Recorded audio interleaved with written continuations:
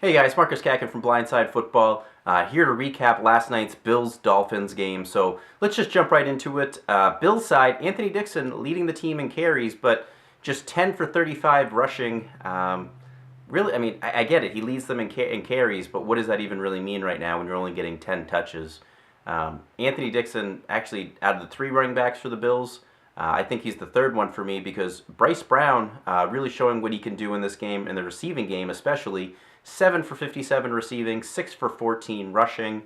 And you know what, guys? I think he continues to be involved in this offense even when Fred Jackson gets back. 13 receptions over the last two games and is really becoming a force and has proven that he's obviously much more explosive than Anthony Dixon. And Anthony Dixon obviously being much more one-dimensional and just carrying the ball and basically a zero in the receiving game, not even getting any targets or anything. That's not Anthony Dixon's game. So Bryce Brown, I think, will continue to be used in the Bills' backfield. So he's my number two guy in the Bills' backfield behind Fred Jackson. And then Sammy Watkins, just 3 for 32 receiving in this game. I think it was a combination of that groin injury and Brent Grimes, one of the best cornerbacks in the game, covering him. But good news here, you get Thursday night game, so you get an extra few days to recover before their Week 12 game. So hopefully Sammy Watkins gets that connection going back on with Kyle Orton that they had going on, even just a few weeks ago. Dolphins side, Lamar Miller shows that, shoulder injury or not, he can still perform. 15 for 86 rushing, 2 for 12 receiving. And that's what he's been, guys. He's been a solid running back, too, all season. So that's what he continues to be, even with this injury.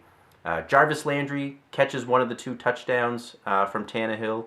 And you know what, guys? I think he should be rosterable in almost every format now. Seems to really be emerging as that number 2 wide receiver for the Dolphins.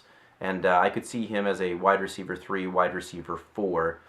Meanwhile, his counterpart, Mike Wallace, continues to be touchdown dependent.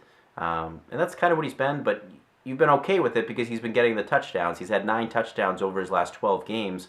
But here, just 4 for 38 receiving. Really kind of kills your fantasy week when you get a 3 or basically 3.8 points out of your what's considered one of your stud wide receivers. So really bringing down your team. But then finally, Charles Clay. Here's a guy that was serviceable last night as a low tight end 1 in PPR leagues. 5 catches for 31 yards. Hey, I mean, that's what he is. It's a low tight end 1 getting you 8 fantasy points in a PPR league. If you're desperate enough to play him, I'm taking those 8 points. That's not too bad.